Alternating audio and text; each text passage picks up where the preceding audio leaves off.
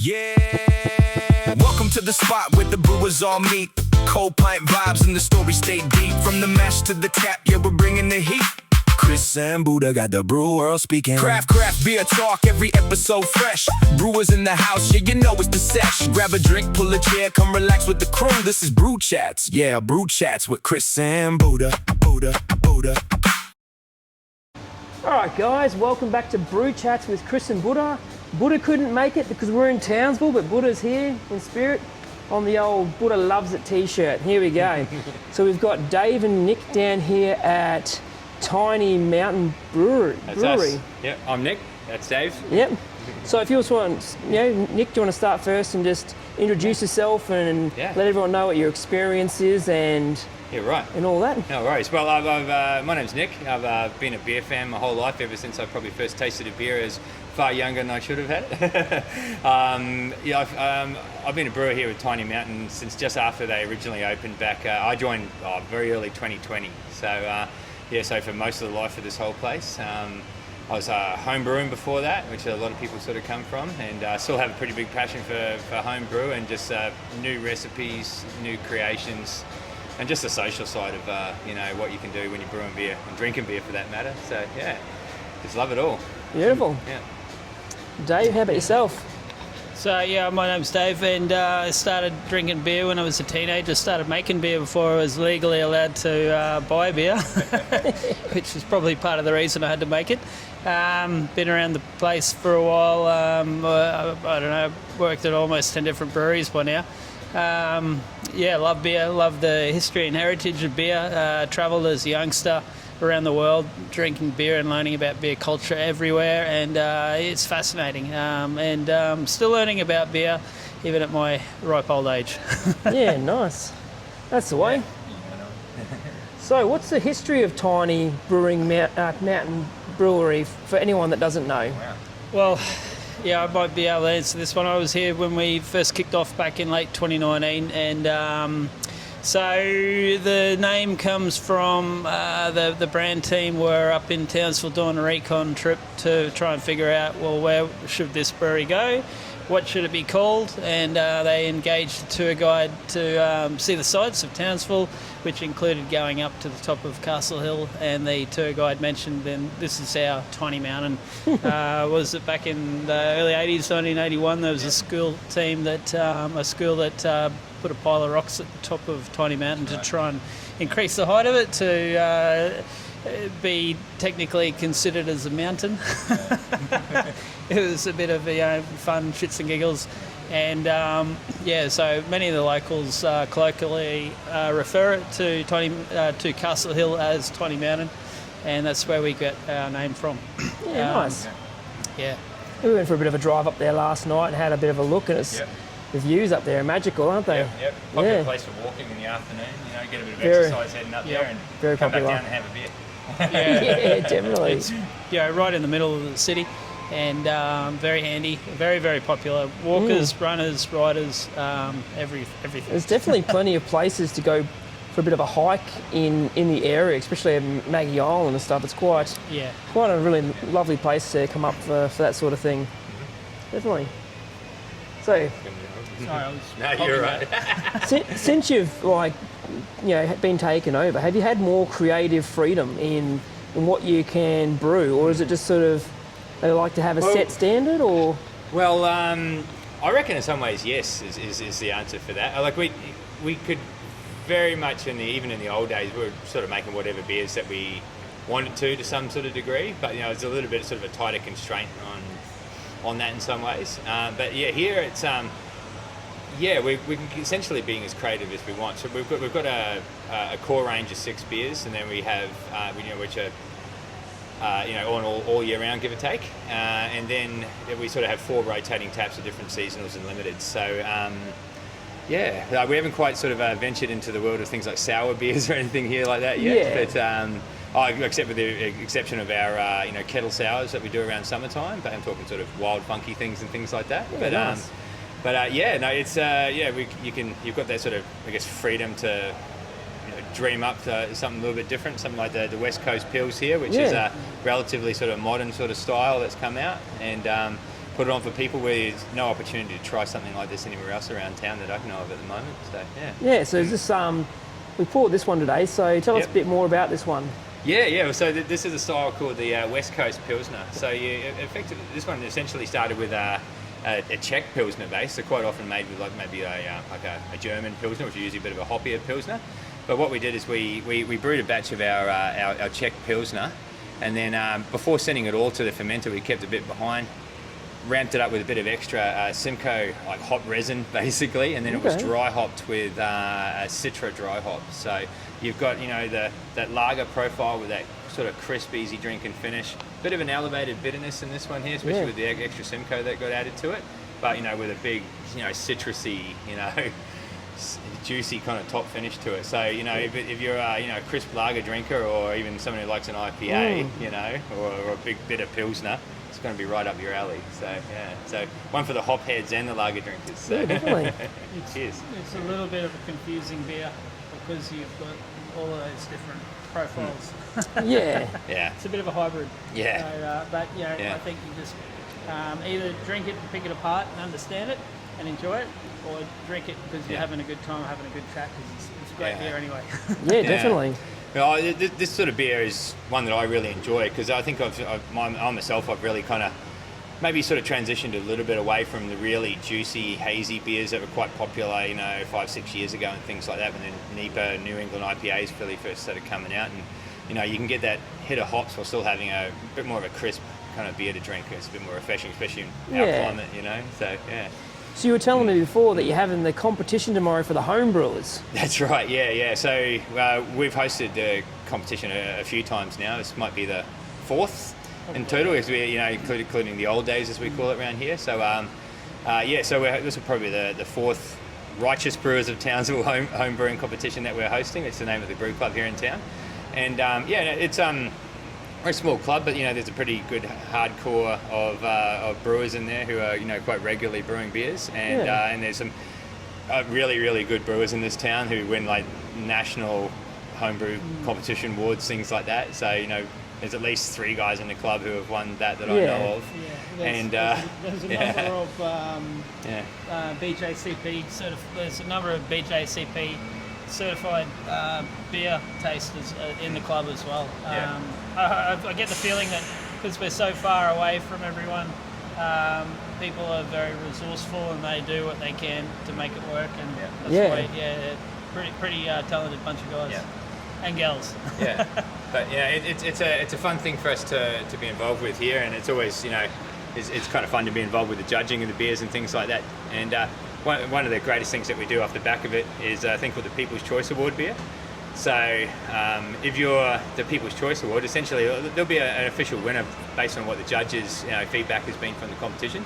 But what we do is we take sort of the top 3 beers from that competition and then let the customers here try it. So just give them a little taste of the bar and say, which one of these do you like the best? And whoever gets the most votes, we work with that home brewer, get their recipe and work with them and brew it here on the big kit. So, that's cool. So you do a bit of a collaboration as well. We do a collaboration with the original home brewer of that recipe, and they'll get their name on the decal out the front, and they can bring all their mates in and brag about it. Yeah, it's a good fun. That's just a pretty mad competition that you at the end of it, if you win, you get your beer on tap. And you come and do the brew day with us too. So we don't just emulate your beer and do it ourselves. We'll get you along for the brew day, which is a great experience for a lot of people who haven't brewed on this sort of kit before. You might be used to your little homebrew kit and see how it works on the big stuff. Well, that's the thing. It's like, is there going to be a big difference from a small scale recipe to then upscaling it, isn't it? It's a lot of calculation there, and it's not just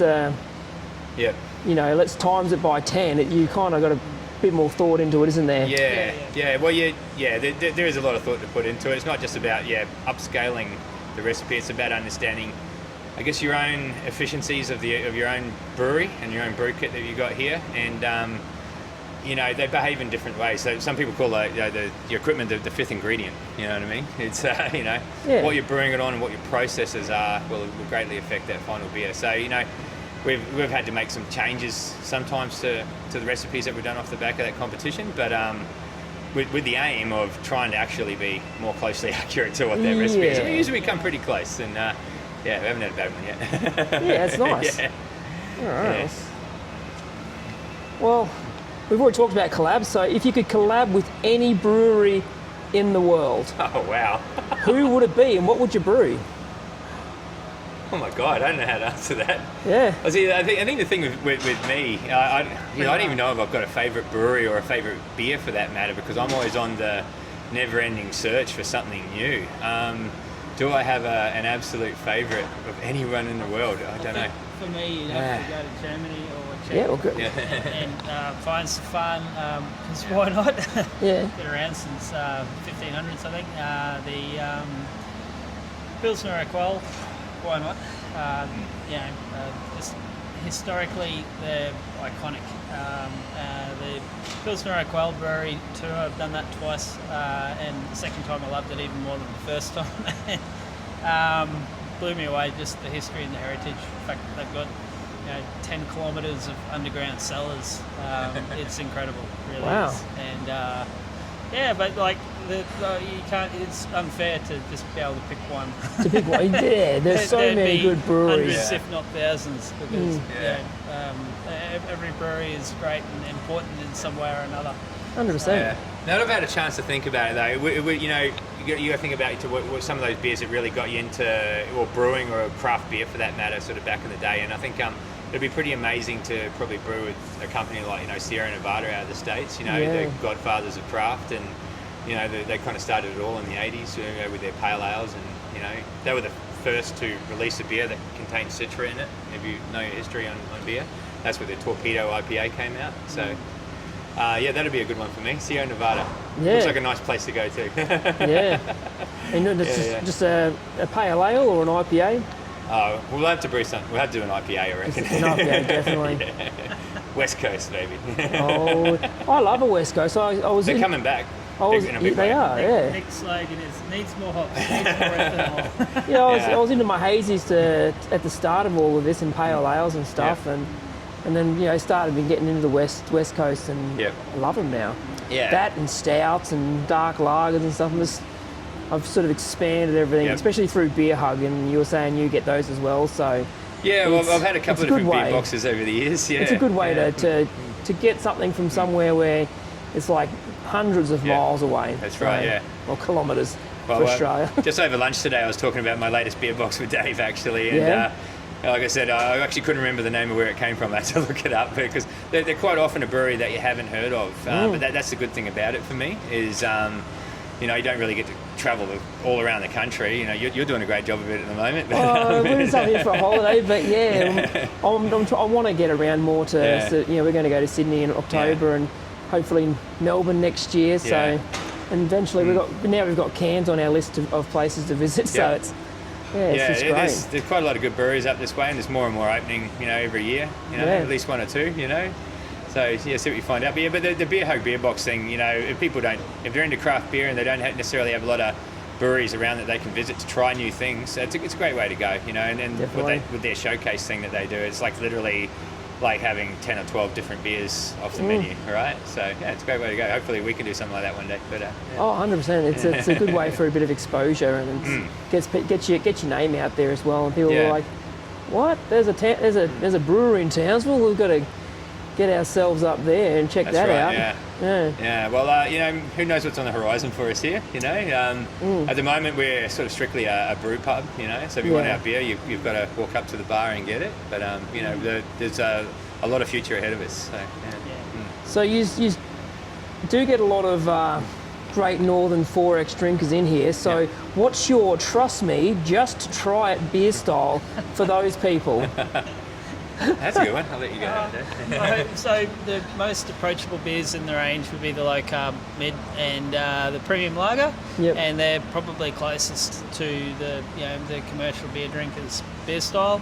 But like the thing is, maybe they're not that adventurous. Maybe they haven't tried other things. So if we get them to push their boundaries a little bit, and very rarely do we see negative results when that happens, or do they see negative results. I remember having a really good chat with a fellow who was a very passionate VB drinker, and I talked him through the range, and then he ended up ordering a schooner of kettle sour fruited ale, and he loved it.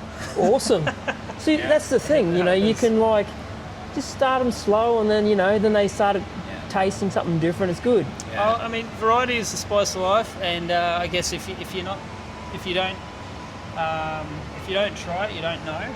And like food, like movies, like anything, like coffee shops. So it's just nice to be experimental. And Well, that's why we like the don't tasting paddles. We'll grab some tasting paddles, and then you find which one you really like, and then you get a schooner or a pint, as depending on how drunk you got. And by that stage, you just sort of who's driving and who's not driving. So We'll often get tasting paddles of our own beer here, just just so you can try the range, you know, because it's, you know, you can't have 10 schooners and drive home. No. Apparently. Oh well, it's kind of frowned upon. But I was joking the other night that, you know, I could buy a Tesla and just jump in and stick Buddha in the driver's seat, and he could drive me home, because aren't they self-driving? So well, as long as Buddha hasn't had too much to drink. It's that's probably a good answer you gave, Dave. But when we do have them on, we don't have one on at the moment though. But another one, try like when we do fruited kettle sour beers, like Dave just mentioned. That's another one. People that don't consider themselves beer drinkers at all, try one of these, because it's not like any beer most people have ever tried. You know what I mean? And maybe we'll convert a few off the wines and ciders, you know, or something like that. So, Oh, definitely. That's awesome. yeah. Okay, so I had the Tiny Mountain Brewery cheeseburger the other day. Oh yeah. What's the best beer you're gonna pair with that? Because I know there's a big thing about food pairing and beers. What's the best beer you'd sort of have with that, you reckon? Dave's mad for food pairing. I definitely the tropical IPA at the moment. You got a big, bold, juicy, fruity IPA, a little bit boozy, 6%, and it's flavoured with pineapple extract. Pineapple on burgers, you know, that sort of works. Yeah, that'd be my go-to. Yeah, I could do that. Yeah, anything, or even the West Coast Pilsner we got right here. Something with a bit more bite, and you know, things that, you know, that you would have had. You said you had the burger. It's a nice, rich burger. It's the real deal. You know, it's something big to cut through all that. And the patty was thick too. Some places, you know, you got the smash burgers and stuff, but that was just nice and thick, well cooked all the way through, and it was just perfect. And it's Wagyu beef too, so that's why it tastes so rich. So nice. They source some really good burgers. So here's my fun question. Here we go. The fun question.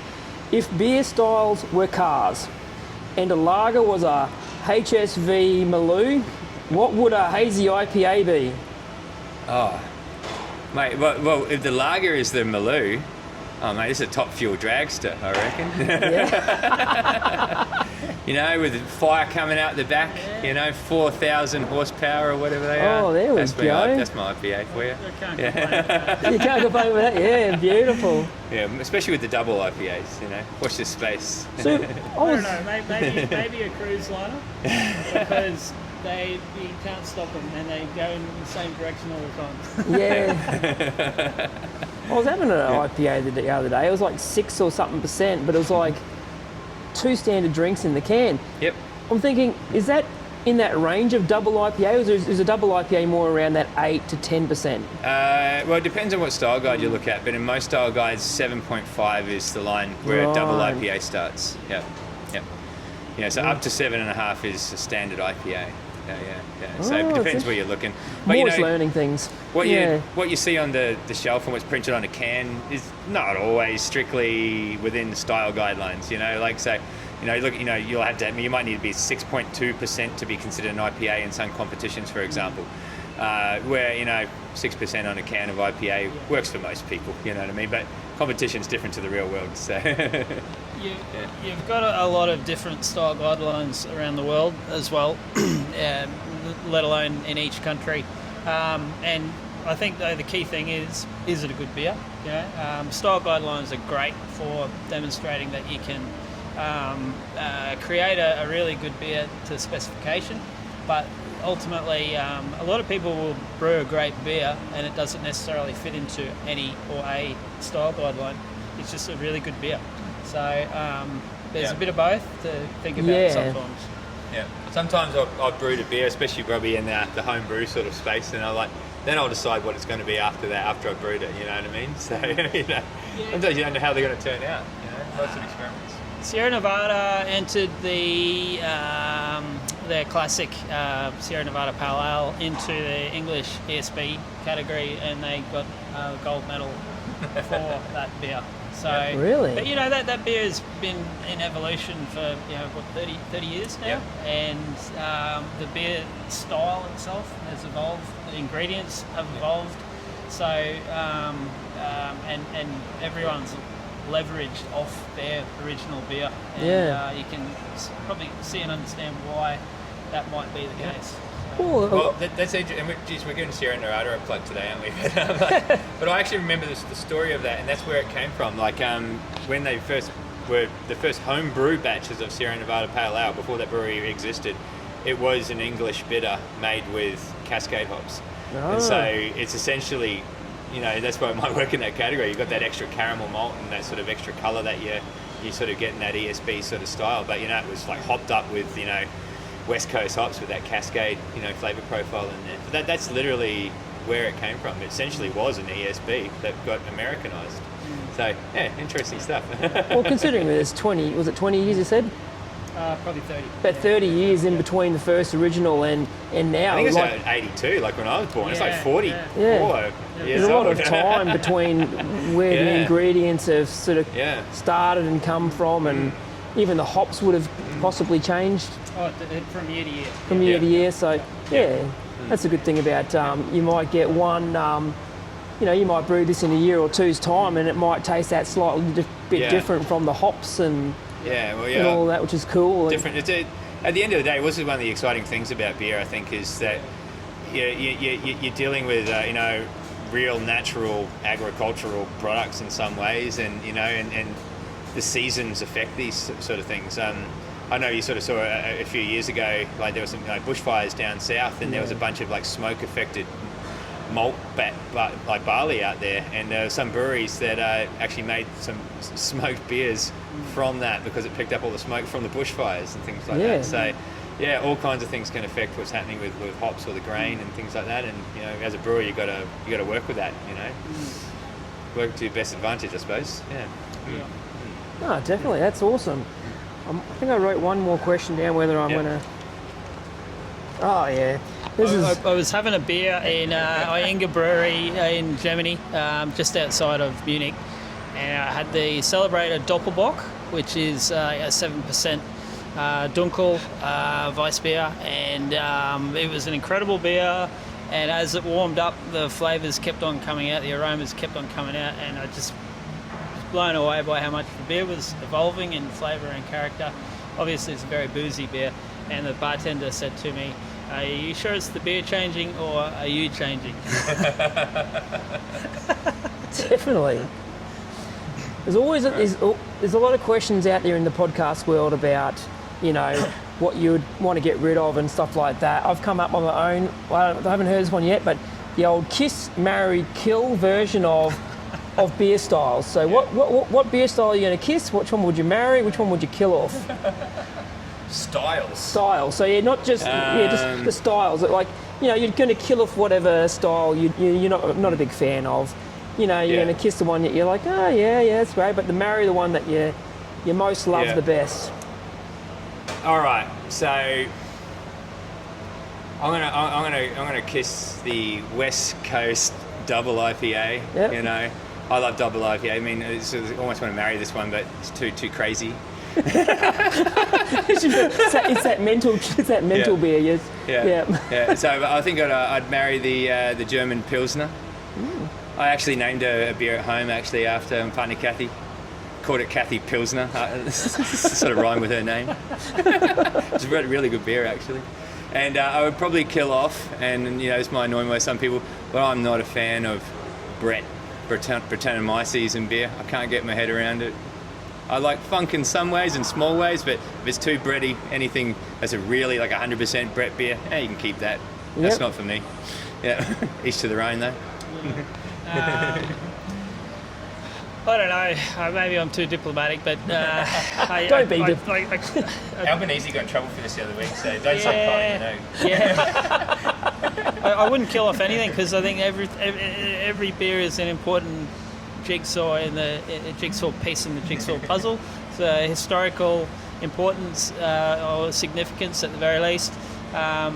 It's like brainstorming, you might come up with a bad brainstorm, but it can lead to a good one. There's an old saying, don't be afraid to share ideas, because don't forget that somebody once said to a boardroom full of film executives, why don't we make a film about sharks in a tornado?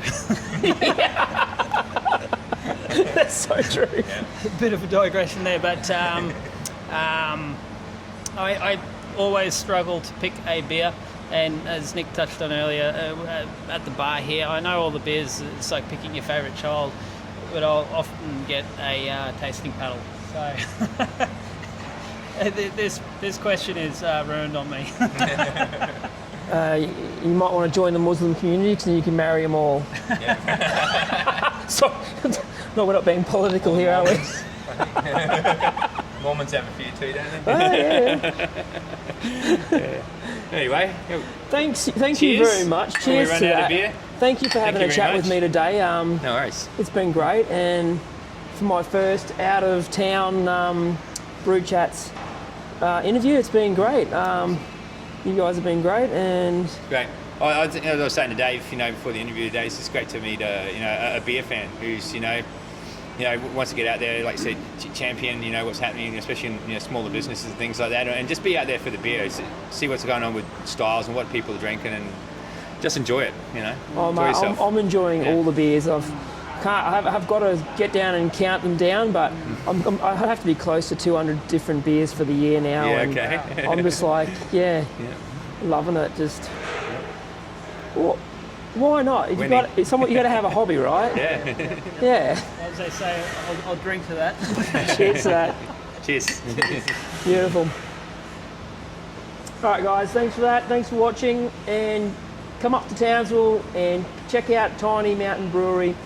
Classic little spot. Cheers to that. Cheers. Cheers. We'll See you catch you soon. next time. Yeah, welcome to the spot where the brewers all meet. Cold pint vibes and the story stay deep. From the mash to the tap, yeah, we're bringing the heat. Chris and Buddha got the brew world speaking. Craft beer talk, every episode fresh. Brewers in the house, yeah, it's the sesh. Grab a drink, pull a chair, come relax with the crew. This is Brew Chats, yeah, Brew Chats with Chris and Buddha.